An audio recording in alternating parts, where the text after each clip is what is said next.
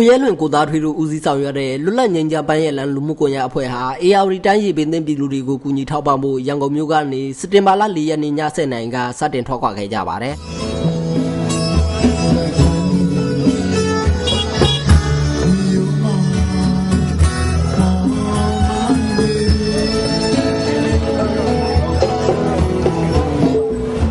မကွေးတိုင်း6မြို့ကိုစက်တင်ဘာလ9ရက်နေ့မှာရောက်ရှိခဲ့ကြပြီးဒေသခံမတ်တော်ဖြူလူမှုရေးပရိုက်တာအသင်းရဲ့ပူးပေါင်းဆောင်ရွက်မှုနဲ့6မြို့အတွင်းမှာရှိတဲ့လက်ဖက်ဆိုင်တွေမှာတေးဂီတာနဲ့လိုက်လံဖျော်ပြီးအလှူငွေကောက်ခံခဲ့ရာငွေကျပ်320ရရှိတယ်လို့သိရပါတယ်။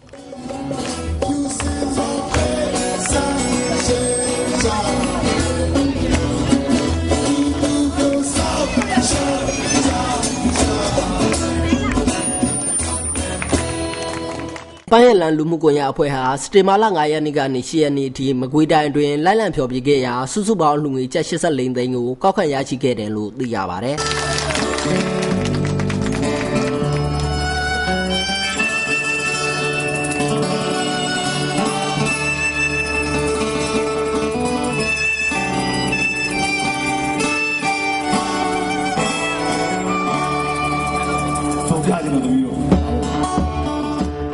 ပန်းရလန်အဖွဲ့ကတိုင်းရင်းသားစည်းလုံးညီညွတ်ရေးတေးနှချင်းတွေအပါအဝင်အခြားတေးနှချင်းတွေကိုလည်းတီးဆိုဖျော်ဖြေကအလှူငွေကောက်ခံခဲ့ကြတာဖြစ်ပါတယ်။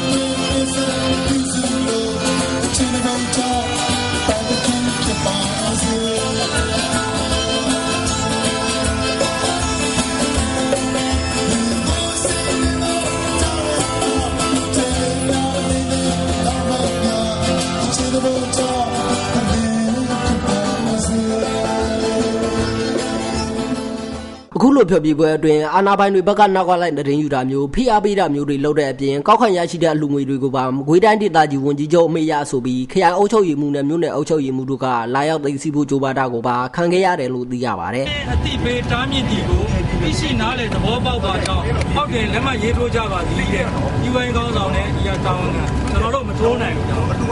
။ဒီစကလုံးကကျွန်တော်တို့ဥပဒေချိုးပေါက်တယ်လို့ပြောတယ်နဲ့အတူတူပဲမလုပ်နိုင်ဘူးလွတ်လပ်ငြိမ်းချမ်းပန်းရလန်အဖွဲ့ဟာနမန်ကျော်မြစ်စီမလိုင်း D1 ကတေးဂီတာပညာရှင်ကိုရဲလွင်နဲ့ကိုသားထွေးတို့ကဦးစီးပြီးအဖွဲ့ဝင်16ဦးနဲ့ဖွဲ့စည်းကပြည်သူတွေရဲ့လိုအပ်ချက်တွေကိုကူညီဖို့အတွက်ဂီတာနဲ့အလှူငွေရှာဖျော်ဖြေနေတဲ့အဖွဲ့တစ်ဖွဲ့လည်းဖြစ်ပါတယ်ခင်ဗျာ